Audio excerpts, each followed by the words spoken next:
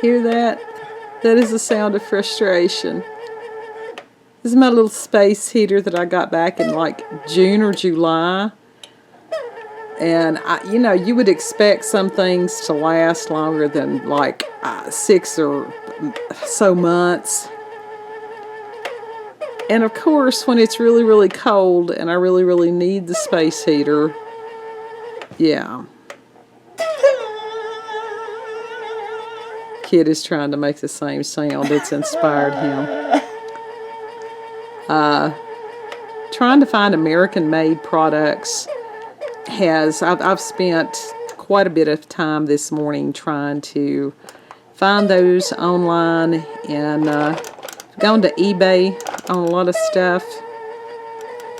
Yes, this is the song of our people. This is the song of frustration. I think it's time to make more coffee.